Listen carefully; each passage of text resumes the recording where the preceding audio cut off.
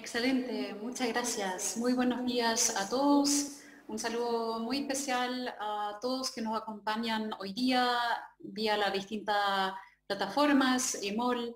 Muy especial un saludo para Gonzalo Sangüesa, Dante Arrigoni y por supuesto los candidatos que vamos a escuchar en un rato. Hoy Chile tiene una inmensa necesidad de debatir estos temas, innovación y competencia. De eso vamos a hablar hoy día.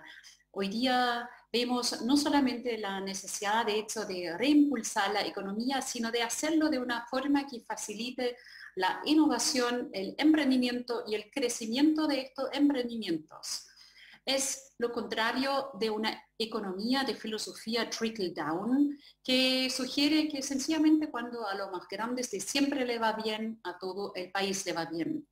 Pensar en una economía en la cual no solo unos pocos ganan, sino ojalá muchos dentro del propio mercado, es un objetivo que inevitablemente lleva a la pregunta de la regulación de los mercados, para que haya mediblemente no solamente más crecimiento, sino más competencia, innovación. Estos últimos dos son además un factor importante justamente para el crecimiento económico.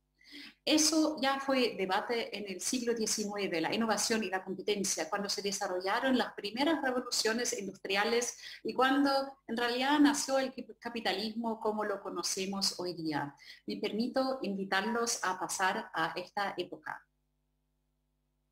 Desde los inicios, la competencia era clave para la creación de nuevos mercados y nuevos instrumentos para financiarlos, como por ejemplo las acciones en bolsa. Aquí ven la capitalización bursátil en Inglaterra.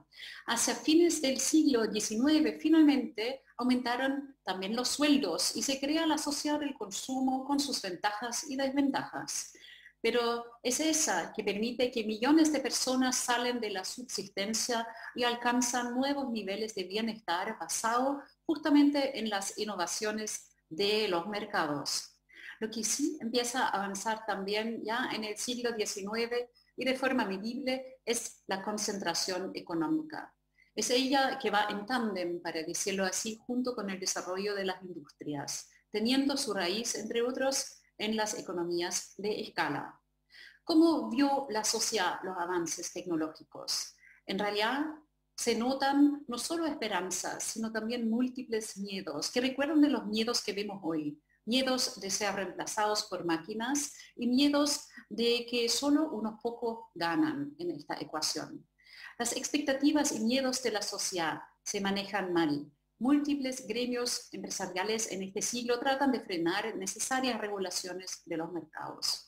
Por el lado de los empleados, las posiciones se endurecen.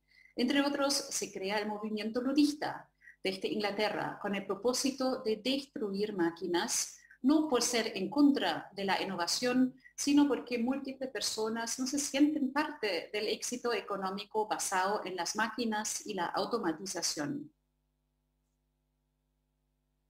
Esto es el tiempo entonces también de Karl Marx. Quizá es menos conocido, pero Marx y los empresarios tenían algo muy en común: la fascinación por la innovación, la automatización y los aumentos de productividad.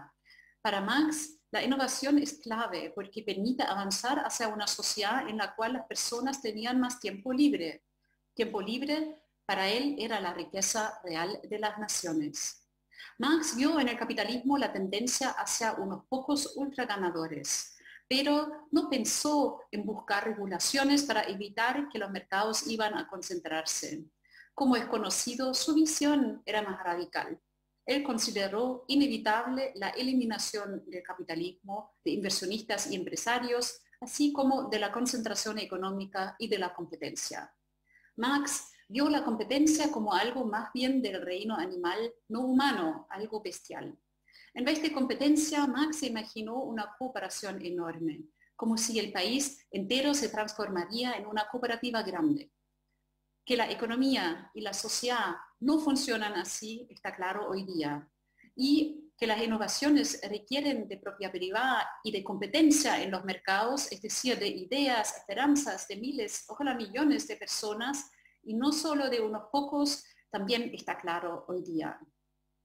Pero también está claro que varios diagnósticos de Marx siguen siendo vigentes, sobre todo la tendencia hacia unos pocos ultraganadores en la economía, que es muy sensible. Hoy día se llama la economía del winner takes it all.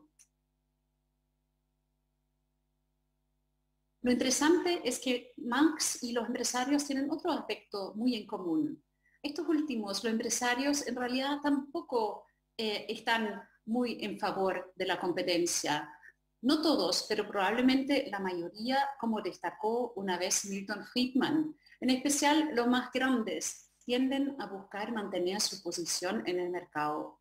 Como dice Friedman, tienden a ser ellos, los empresarios, que hablan de libertad y mercados con competencia, pero al final tratan de recibir subsidios, quieren evitar regulaciones para mantener su posición ya ganado, y a veces eso pasa incluso con colusiones. En teoría dicen sí a la innovación y en práctica dicen no a la competencia. Igual que Marx, que decía sí a la innovación, pero no a la competencia. Esa ecuación no funciona. Como tercer camino destaca la filosofía de la economía social de mercado. No significa mercado más protección social simplemente. Significa sí un mínimo de protección social, pero ante todo un mercado que funciona como mercado, porque así, cuidando la competencia, el mercado tiene una función social, porque permite movilidad e innovación. Bajo este concepto, se entiende claramente que libre mercado no es laissez-faire, sino lo contrario, significa la regulación de la economía en pro de la competencia. También la academia confirma la conexión importante entre innovación y competencia. Cuando aumenta la concentración del mercado, más allá de cierto nivel, la innovación baja.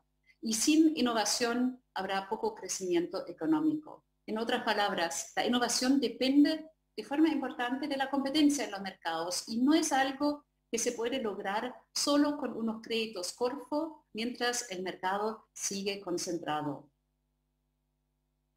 Miramos la innovación en Chile. Chile destacó en el último índice de innovación global como líder en América Latina. Pero al mirar el detalle, destaca que Chile se esfuerza por tener innovación, pero que el output es magro comparado con este esfuerzo. De hecho, Costa Rica, México, Jamaica, Brasil, Uruguay son más innovadores que Chile en respecto a los resultados de su política de innovación.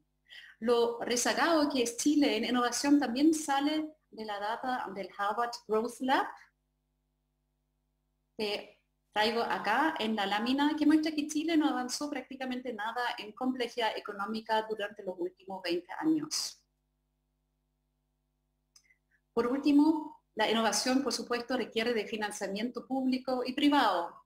Aunque en Venture Capital hubo varios scale-ups chilenas que han hecho noticia mundial muy positivamente de forma reciente, en Chile también estamos lejos todavía de tener un adecuado financiamiento para empresas innovadoras, con apenas 0,05% del PIB invertido en Venture Capital.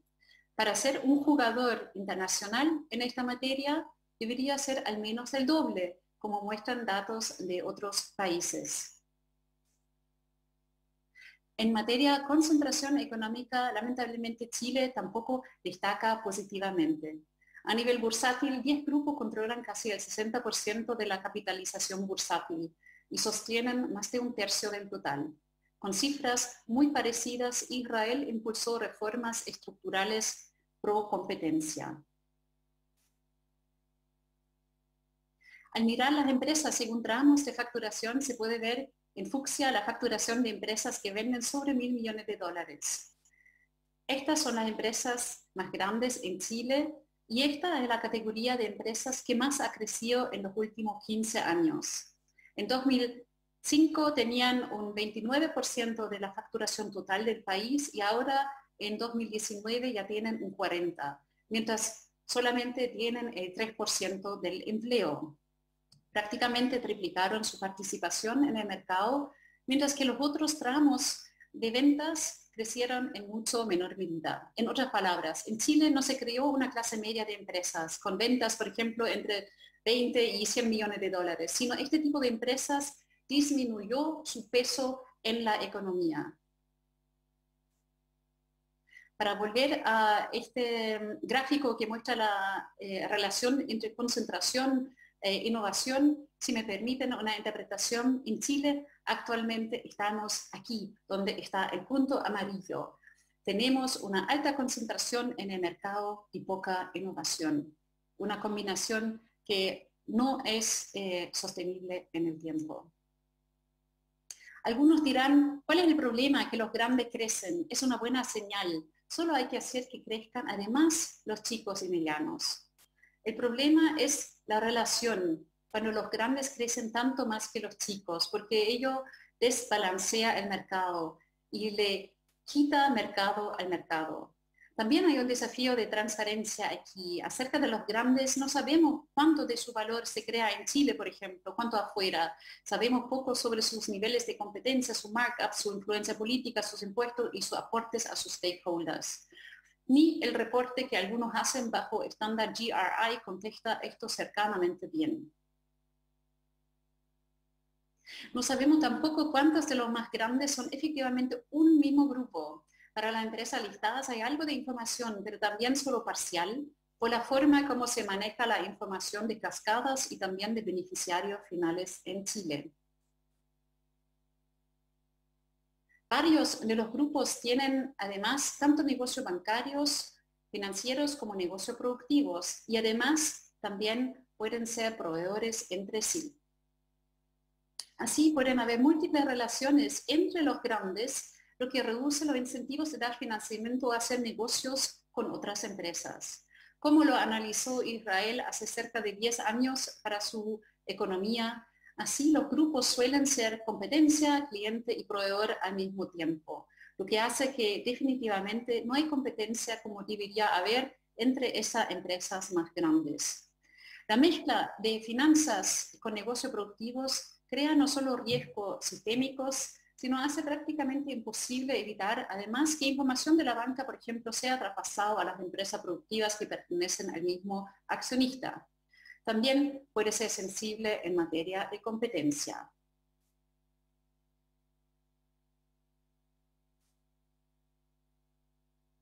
En resumen, mi presentación quería destacar la importancia de la innovación para el crecimiento, de no tomarla como una característica más de nuestra futura economía, sino como algo clave, y de entender la relación de la innovación con la competencia, para ojalá pensar en una política para los próximos 10 años en Chile, cuyo crecimiento se base mediblemente en innovación y así, por supuesto, basado en niveles mínimos de competencia o al menos mínimos niveles de transparencia donde hoy la hace falta.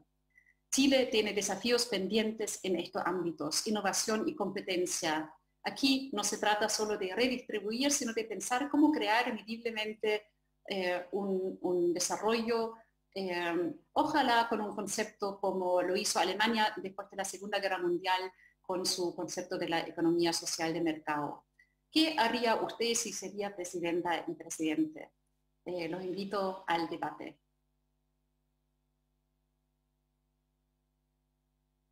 Parte de las interrogantes que plantea Janette von Wolfersdorf desde Alemania, hay una visión que es bastante provocadora, también con cifras que dan cuenta de la falta de competencia, la falta de innovación y la necesidad, por lo demás, de hacer cambios estructurales para nuestra economía. Ya vamos a estar conversando de esos temas con 4 candidatos a la presidencia de la República. Antes de la ponencia de